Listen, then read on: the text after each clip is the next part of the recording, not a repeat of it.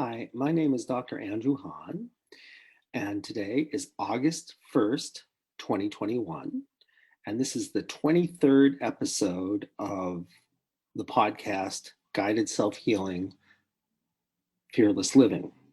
And this episode is going to be a discussion of what in our work we call the non-material realms and the kinds of traumas and the kinds of healing of traumas that can come from these realms. The reason I'm talking to you about this today is we did our first demonstration last week, and it turned out to be a story in the non-material realms. And several of you wrote to me about that and had some comments and some questions. The comments ranged from really to do you really believe in this stuff to a variety of other things. So I wanted to address some of those just in a full podcast so we can have this conversation in an ongoing way. And so, again, if you want to reach me, you can reach me at ahan@lifecenteredtherapy.com is the best way to reach me if you want to chime in on this conversation. So, having said that, what I first want to say, what are the non-material realms? They are stories that either literally or metaphorically or symbolically, however you want to make sense of them, have to do with phenomena that are not in what is called normative Western reality. And normative Western reality, of course, is anything we can experience through our five senses. So, because that's what we generally say we believe in, although I think many of us have had experiences that make us wonder about this. But many of us haven't, and so there's a wide range of ideas about this. The first thing I want to say about these phenomena, which are things like what are called entities or ghosts or curses or what we call superimpositions, which are dark energies or not so dark energies that take you over, or extraterrestrial, which could be stories about beings from other planets, dimensions that some of us may have thought we saw, and some of us may think is a bunch of hooey, or angels or guides or gods and goddesses. But they're stories that have to do with that. And the first thing I want to say is, from my point of view, the least important thing in the context in which we're here is whether these stories are literally true or not. What I care about, and I think what the people I work with care about, is whether they are useful or not. And useful, what I mean is, are they, in a scientific sense, the most elegant stories that are elegant in a scientific sense is both an understanding that is the simplest, most powerful way of understanding something, whether you think about it as literally true or just as a narrative from the imagination. And then the next question, of course, is, because I'm very practical, does it make a difference for us? And a difference means either that your symptoms transmute in some way so that they're not there, or more importantly, we're freer. So even if we have symptoms, we're not a slave to them. We're freer, and so we can just live with whatever is, including the changes that will naturally happen if we can stay open to life. So that is the first thing I want to say. Although I have my own ideas about how real or non-real these phenomena are, my values really, or my experiences or anything else really doesn't matter for our purposes. That's the first thing I want to say. The second thing I want to say is that it's very useful in the sense that if I have clients who come and they've experienced certain things, they may have held this experience to themselves for literally years. I actually will tell you a story about that, because when she told someone this, who had a lot of influence on her, she said that he said that she was crazy and put her on Thorazine, and she vowed she would never talk about it again, which she didn't do until our diagnostic system said that something had taken her over when she was like between 6 to 10 years old, and I asked if that made sense to her, and she then told me. So I'm going to share that with you. So it has the impact of, for people who really have believed or know in their own being that they've experienced these things, it gives them a safe place of saying it will be held there. It opens us also to possibilities if we're uncertain about these things. And it may open us to new possibilities for what the nature of our problems are and also possible resolutions. And even if we totally don't believe these things, I would say it doesn't really matter, because what we're looking for is change. And if it never occurred to you to even open to the possibility of the kinds of stories we're going to talk about here, you can still not believe that they're true, but they may in fact be very useful, and they may be the most powerful stories we can find to transform blocked energy. The next thing I want to say is our framework will give you a sense of different themes. Let me give you an example of what might come up in our framework.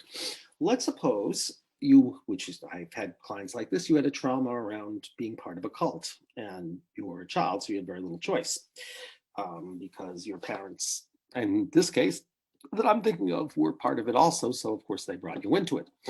Okay, so let's say you want to work on some trauma that you say arose out of that experience. Well, I can do a diagnostic with you, and I can say, okay, let's understand how we can best work on this. And it may say to work on it directly, at which point we will just work on your experience that you were traumatized in some context that we're going to call a cult. But it might say any of the other things that are these stories that I've told you about, the entities, the ghosts, the curses, the superimpositions, the extraterrestrials. What do I mean? Well, it must be true if you can hear the dog in the background. So there must be something here, because the dog is certainly having a response. If you can't hear it, there was just a dog barking.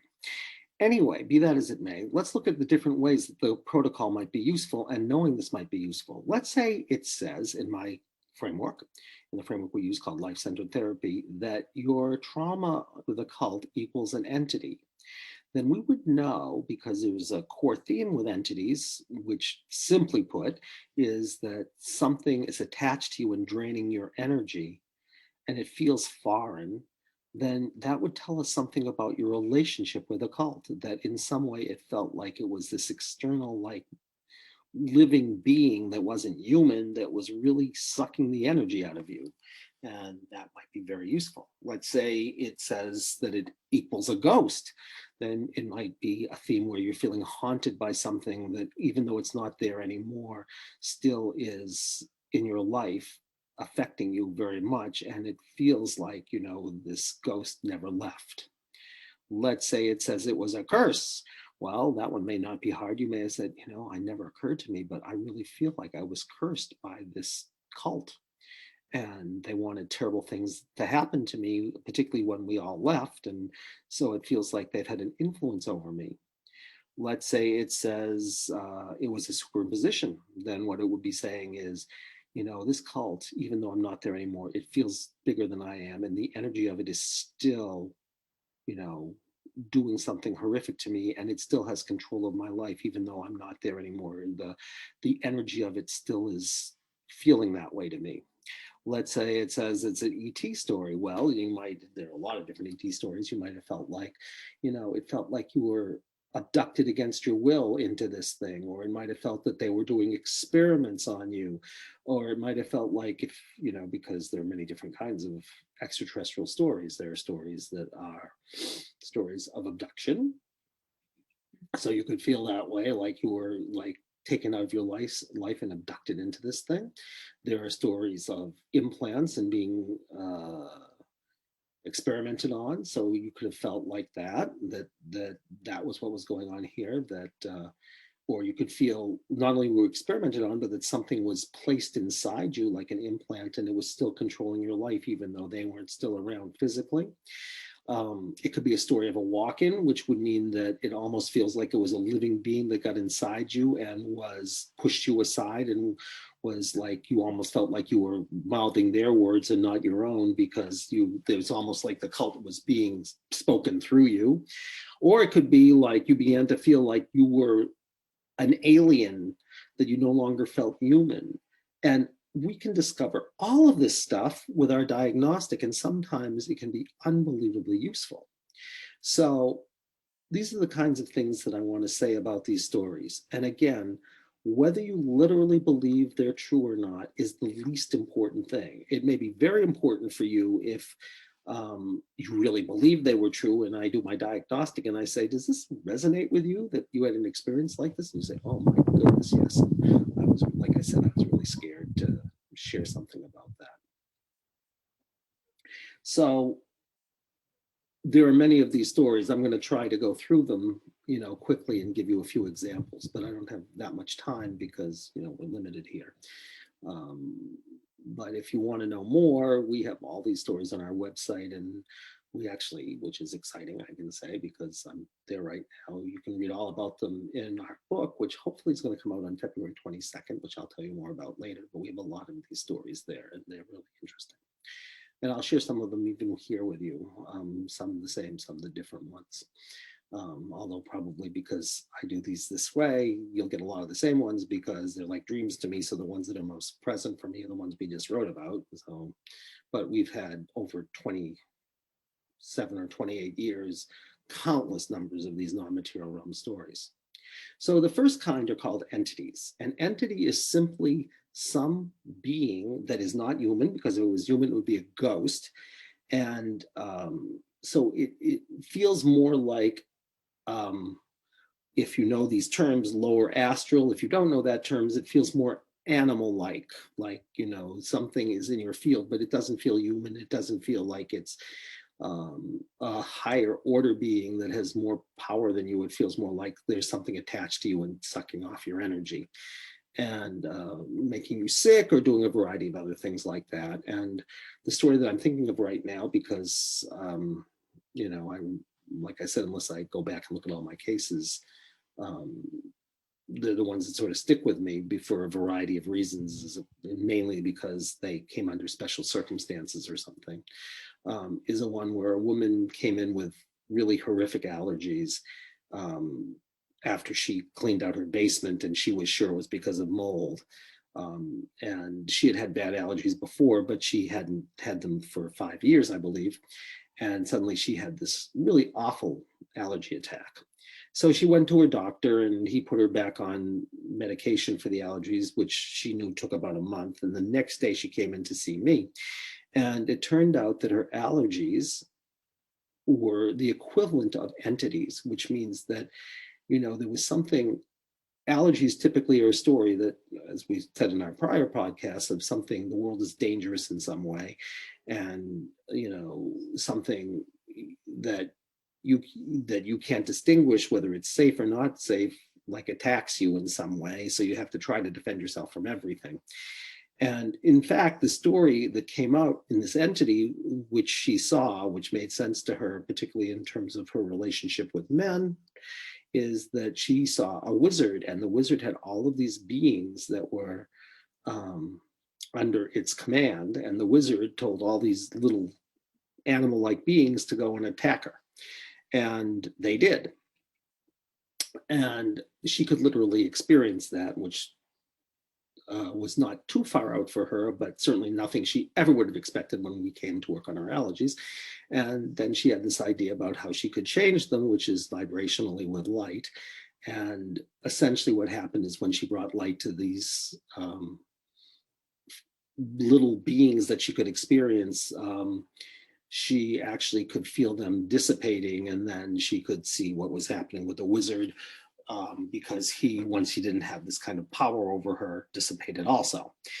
And interestingly, of course, in terms of symptoms, which we care about a lot, the next day she told me that all of her symptoms that were really kind of bad, because, if you have a mold allergy, it can really make you feel sick. And it was clearly from her point of view that, and clearly from her allergist point of view, it was that. all the symptoms went away the next day. And she speaks about this. You can actually read about her on our website, but she's very happy to tell the world about this. And she said it can't be attributed to the medication because I know the medication takes 3 to 4 weeks to kick in. So however you want to make sense of that story, which in a way doesn't make any sense, you can certainly understand it symbolically about men and powerful men who were like wizards who had power over her, which would make sense in her life. Or you can experience it like it was literal, and there was this literal wizard who sent these literal beings that most people couldn't see into her field. It does not matter. It doesn't even matter to her, although she was kind of interested, but she said, like, I don't really care because my allergies went away. And so what can you say? So entities, ghosts. Ghosts are simply living human beings who are now dead, however you want to understand that. How you understand that is they're dead, but the fact that you can still feel them in this realm and that they can literally affect you, of course, is controversial. And I was just listening to a podcast about Elizabeth Kubler-Ross, and Elizabeth Kubler-Ross, of course, was interested in death and dying. And then she says one day a woman came up to her and said, I want you to know that God or something, I'm paraphrasing now, really thinks you're doing what's right, doing what's important. And the only thing about that, of course, was this woman had died recently. And so Elizabeth saw her like she was like totally living. And Elizabeth said, no one will believe me. So she said, would you write down your name? And this woman did write down her name, apparently in handwriting that was clearly her handwriting. But still, Elizabeth apparently took a lot of grief for this. So be that as it may. In the book, we tell a couple of stories about ghosts, and we use those stories because they were very interesting in that it was the same symptom in each case, and both of them, no one would have ever thought it was a ghost. It would not have occurred to either of these people that this horrific symptom that they had, which was the equivalent of wanting to, like, if they wore anything near their neck, they wanted to rip it off because it felt like it was, in one case, such a weight around their shoulders that they wanted to get it off, but they couldn't get it off. And in another case, it felt like, it was like whenever she put anything on that was, around her neck at all, it felt like there was this like feeling of being strangulated. And, and she felt like she had to rip this, whatever was around her neck, off. Well, in the second case, not surprisingly, given how she described it, which I just described it to you, it turned out that the ghost, which she had not made the association with at all, was the ghost of her father who had actually hung himself. And as she found out more about the story, he felt very bad about leaving her and felt awful. And she also felt like she needed him. So they were in this kind of reciprocal relationship. So, of course, he was in her field. And, of course, he had this noose around his neck, which, of course, killed him. And it felt like it was killing her. So, but she literally could feel the energy of it. So it wasn't just like it was in her bloodline. It was like this being had been here for a while and was still here. And she could literally feel the presence of her father in a way that doesn't feel like a genealogical story. And I mean, there are some clients who have stories of their blood ancestors in their field, but it doesn't feel quite the same. It feels like they're going and finding that person, as kind of a guest. But in this case, it felt like this person had been here.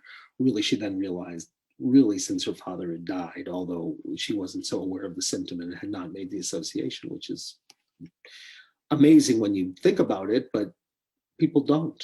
I mean, they don't say, oh my God, it feels like a noose around my neck. And then, oh my God, my father hung himself. So she then had this very poignant talk with her father and basically said, you need to go someplace else and I need to be able to survive, without you. And used light. I'm sure this was a long time ago, but that's typically what you use. And she could feel him going off to where he belonged, and all of the symptoms went away.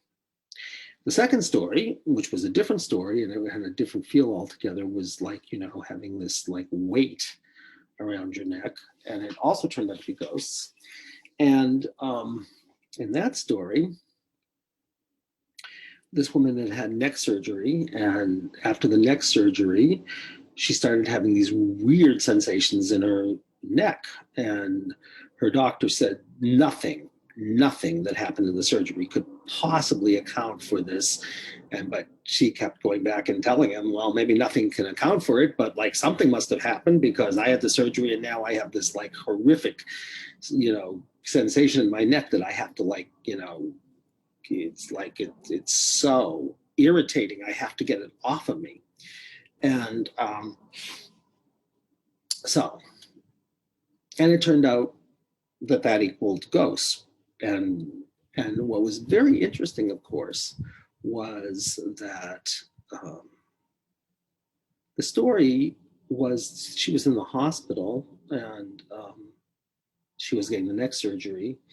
And what she came to realize was that a whole group of ghost children had died in the hospital, and she was the closest thing they had they could find to a mother. And she could begin to feel all of these dead children who were still here, however you want to make sense of that, grasping on to her neck for dear life, needing a mother. And of course, you know, she was the best game in town, so to speak, and they all came to her looking for that kind of mothering and parenting and care. And so when she realized what was going on, she could tell them that she understood that they needed a mother, but she could send them to a place that they would get much better love and mothering than even she could give them. And because of course they didn't know they had died, because they had all, you know, why ghosts here? Because typically they're dissociated and they feel stuck here, which they did. And so she said, you know, there's a better place. And she pointed them in that direction until they could all see light. And then she helped them go there. And then symptoms all went away right away. At which point, of course, you know, it was vindicated that it wasn't about the surgery. But it would never have occurred to her that it wasn't about the surgery because, of course, it was the obvious precipitant, except that it wasn't. And we could find that with our diagnostic also. So ghosts, curses, I have so many stories of curses. And of course, you can be cursed by someone, you can curse yourself, you can feel cursed by God. I mean, there's all these different stories, but curses, you know, are really horrific. And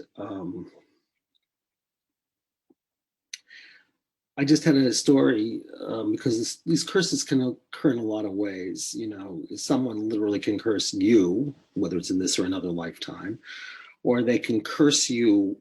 I want to give you this information. They can curse you like content, right? Which is, in this case, I'm thinking of a curse might be you'll never get pregnant, for example, or you'll never heal. That's straight content. But there are other curses that are process level curses, which are even more hellacious, because those are curses not about the content, but about the process. Like a curse like that might be something like, the harder you try to get pregnant, the more miserable you'll be. So that you're trying to do something that would enhance your joy, but we're going to like really screw with you and like make it so that the closer you get, if you think you're getting closer, then we're going to dash all your hopes, because it's the very process of trying to do it is what we're going to curse, you know. Or the really horrific one, if you're coming for healing, is a curse that the harder you try to heal and to evolve and to grow, the more you're going to be miserable or something. I've seen curses like that. And if you have never considered that and you say, oh my goodness, I've tried everything and it just like, you know, the harder I try, the worse it gets. Well, one way that could be is somebody put a curse on you, which is going to be the harder you try, the worse it gets. The other thing to say about curses is that they can be what are called personal or archetypal. And archetypal curses in our framework is that you're not being cursed for who you specifically are. You're being cursed for the role you play. So if we take, you know, if you guys know baseball, if we take an obvious example, a lot of people curse Jackie Robinson, but they weren't cursing Jackie Robinson because he was Jackie Robinson. They were cursing Jackie Robinson because he was the first African American or Black person at the time who played baseball and broke the color barrier. So they were hurling epithets at him, not knowing anything about him, of course, but except for the fact that he was Black and he was doing something that for them was curseable. And, you know, if you take on the curses of like a whole collective, it can really do something to you. I think it's, you know, it's very difficult to survive when you have that much energy going on, being that kind of hateful energy that's being sent at you. And hateful energy, by the way, if you know Masuri Moto's book, you know, Messages from Water, and just the energy, if you send like hateful energy in water, you look at the water crystals, you take pictures of them, they all break down. You send loving energy to the water, they turn into such beauty. It's the same with us. So, you know, most of us, we can't handle like a whole collective, you know, sending hateful energy at us, and it really does feel like a curse. So I guess I will just say that. And I will tell you the most horrific examples of those is people like, you know, they're very, you know, seemingly very old souls, but they're in a really dense place. You can feel this funny kind of combination of unbelievable lightness in them, but also unbelievable heaviness. And often people like that who tend to be over responsible and there's a lot of things to say, but an archetypal curse that takes place there would be something like, of course, you know, you're a fallen angel, because these stories sound something like you were there as someone who was supposed to hold with love a whole collective of people. And then something horrific happens, like a war or a tsunami or an earthquake or something, and they, you know, they say, you know, we prayed to you when you weren't there for us, and how could you not have, you know, if you were merciful, you would have protected us from this, which of course is not the role of, from my point of view anyway, and stories bear this out, the role of these guardians or these people who hold the space is not to take away your pain, it's to hold you in your pain. And the second it is that, you know, there's an intervention when that's not the role of these people and not the covenant they make, which is just to hold whatever happens with love, including being, of course, cursed to the, you know, to the Dickens, is to just meet all of that with love. But the second you try to defend yourself or you think you've done something wrong as a guardian angel, which some do, because their stories usually are they raced into this before they were ready to be that kind of guardian because they had, you know, good intentions. And it's really quite something about, you know, if you do that, your energy, it's like falling through, you know, from it's like falling down octaves is the best way I could say it. So it's like you've had this experience of being in a very high octave and suddenly you're in a very low octave, and it's, you know, it's like trying to learn the whole lesson all over again. In this case, that, you know, it's not your job to take away someone's pain. It's not your job to sit with your powerlessness. I mean, it is your job to sit with your powerlessness. And if you don't know that, you'll just keep going after it until you finally learn that if you're in that kind of guardian role, your job is to hold the space with love, not to take away people's suffering, unless life invites you to take away their suffering, which is a whole different thing. But your role is to be in alignment with something higher than even yourself.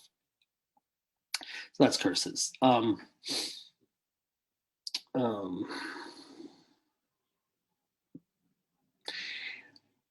There are two, we have a lot of superimposition stories in our book. These are stories of people who have been taken over by energies. I'm going to tell you two stories that we have that I think are very important stories, because of what the implications may be, however you understand it. The first story is a story about somebody who had been hospitalized many, many times because she had what was called dissociative, it's now called dissociative identity disorder. When she was being hospitalized, it was called multiple personality disorder, which are really the same thing. I can tell you why they changed the name, except we don't have a lot of time here, so I'm not going to do that. But, and she had also that with what are called psychotic features, which is that she had bugs that were crawling all over her, except that she was enough of a witness to know that there probably weren't really bugs that were crawling all over her. But it felt that way. It felt like, it felt like they were eating her and doing horrific stuff. And so she kept getting hospitalized for all of this, both because she couldn't account for time and um, um, she knew that there was more than one of her, but all of them were experiencing these psychotic features, interestingly, because that's not always what happens, because it'd be like two different people who had the same problem. But that's a longer story also.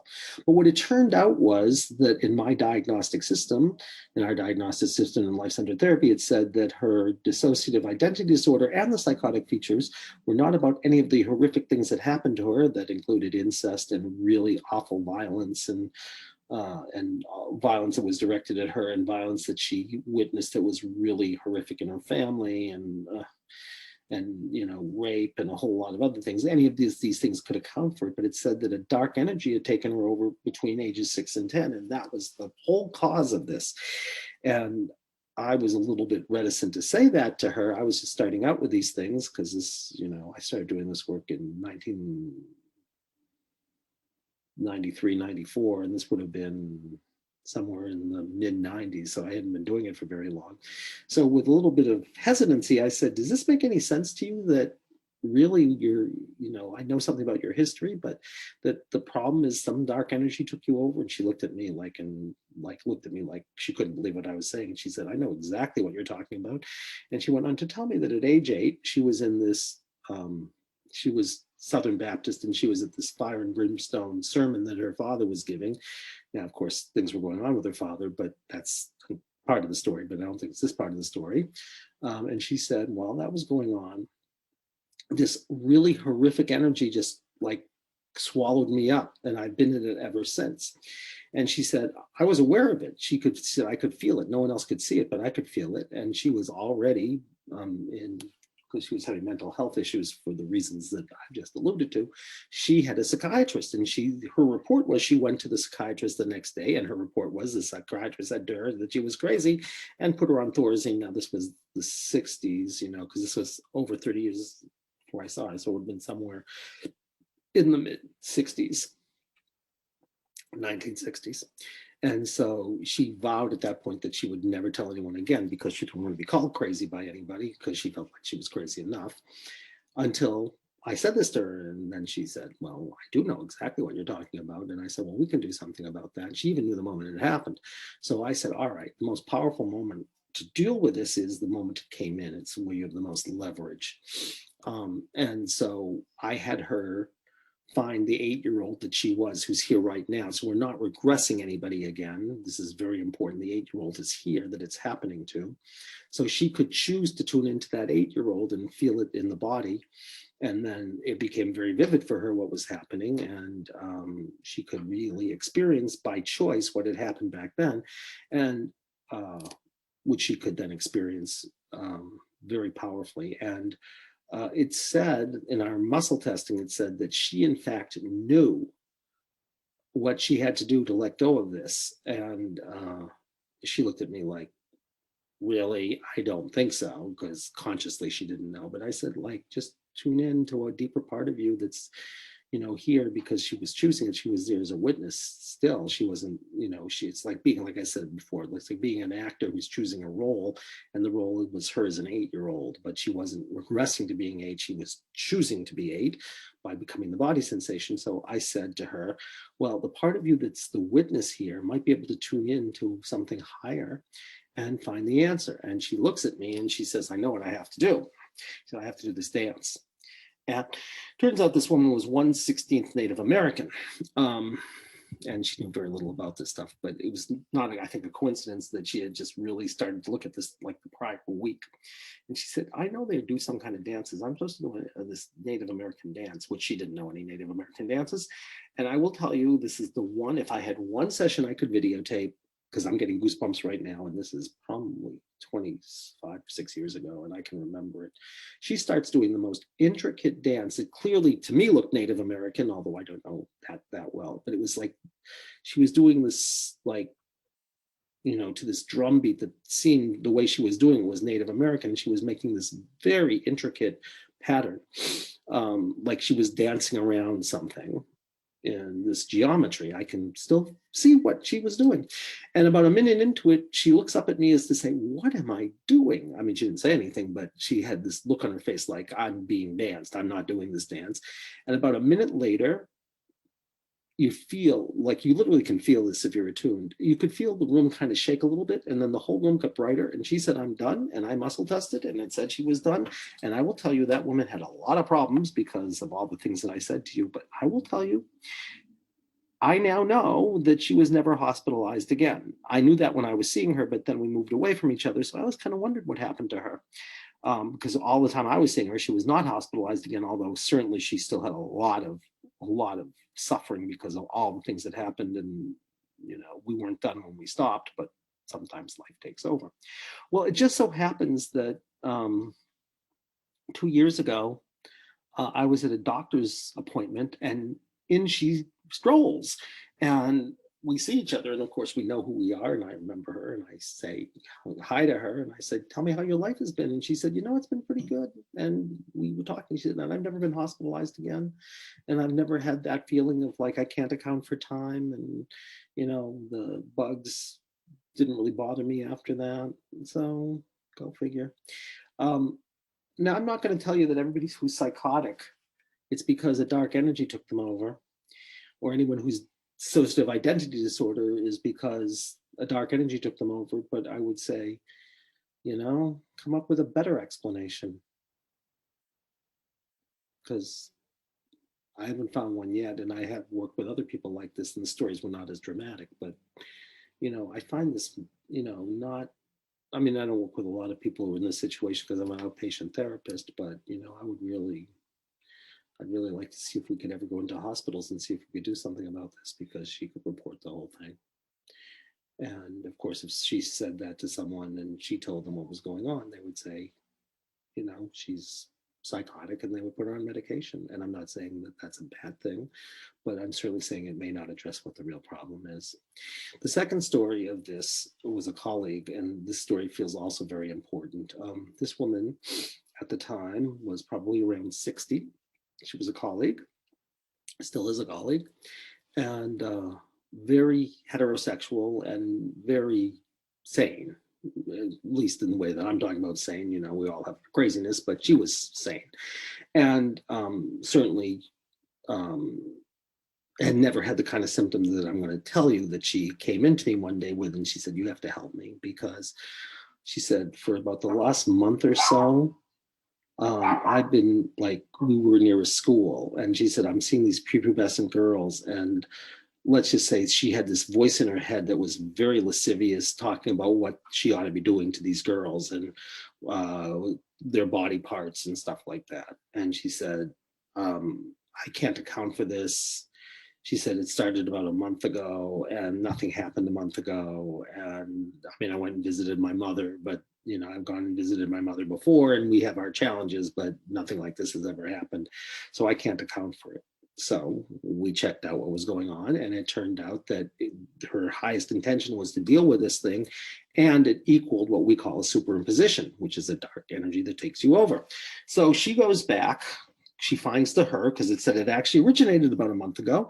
And so I can have her find the her that this happened to a month ago.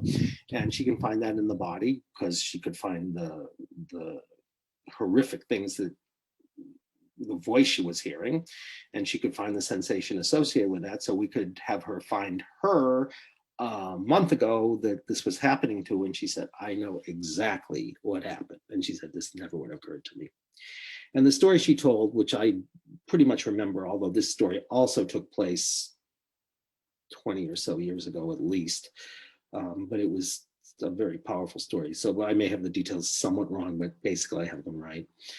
She, at the time, was having a love affair with a policeman who was on the vice squad, and they had a sting for pedophiles. And apparently, her lover got into a fight with one of the pedophiles, a pretty significant fight. And she said, I know exactly what happened. She said, that night we had intercourse. And she said, now that I'm feeling it, I could feel this energy, because of course, if you're going to be open, particularly as a woman, I mean, energetically, you're both open, but in your field, it's like something's penetrating you. She said, this energy got inside me. And she said, I could feel it getting inside me. I never knew this. And so how you typically deal with that, once you know what's going on, you can literally feel the energy of it, and then you can transform it, usually with light. It's always vibrational, but it can be sound, it can be light, it can be prayer, it can be anything. In her case, it was light, and she was a pure channel of light, channeled light into this dark energy, and the dark energy was gone, and the symptoms just went away in a second.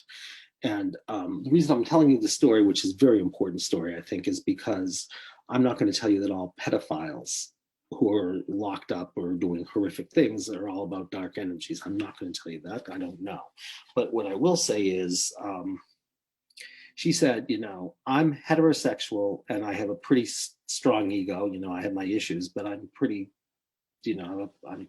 strong in terms of my capacity to hold on to reality. She said, it took me all my willpower and everything I could do not to go out after these girls. And if that's true for me as a heterosexual woman who was, in the kind of, solid place of doing a lot of work, she said, I can only imagine what it'd be like if I didn't have that level of resiliency and I was a man. She said, I'd be in jail right now, at the very least. Jail, psychiatric hospital. So it'd be very interesting to see if we could go in and work with these people. What might happen? So anyway, this is our quick tour of the non-material realms. And like I said, I'm bringing it up now because last week we had a story that was an extraterrestrial story. I hope you all listened to Heather's, demonstration, the session we had. And let's go from there. So, we're all discovering together. We really are. And I would love to hear from you. I'd love to hear your reflections, or I'd love to know if you think this is crazy, or what your ideas are about it, or what touched you about it, or if it really, made you sit up and think because you say, oh my goodness, I have a new insight about myself or about the world. Anything is fair game. And of course, if you write, I will respond. And you can get me at ahan@lifecenteredtherapy.com. If you want to find out more about us, you can go to lifecenteredtherapy.com. Our book is going to be coming out on February 22nd. I hope you pre-order it and write nice things about us at Amazon and wherever else you get it. It's called The 1 Hour Miracle, 5 Steps to Guiding Your Self-Healing. And then the subtitle, which we really like, is the subtitle is Change the Story, Reauthor Your Life, which was the title we thought was the most sellable, but the most in alignment with what we felt like we were doing. So, but people do get 1 hour miracles, as long as you know that a miracle may not be what we typically think of as miracles, although it can be. I mean, I've seen things, certainly, that if you had told me I would see them, I would have said, yeah, and we're in the Bible. But I also think that miracles are when you get a little bit more freedom and you're not as stuck and you're not as suffering. So, so you can let go. Anyway, if you also want to do a demonstration with me, I'm happy to do a demonstration with you. All you need to know is that you like Heather, that will be going out to the world. And but what I say also is that you can always, after we're done, if it's really something that you say, Andy, I can't have that go out to the world. I've not had that ever happen, but there will always be a first time. And if you say no, I'll say we'll erase it. So having said that, I look forward to the next time we have a chance to be with each other. And until then, goodbye.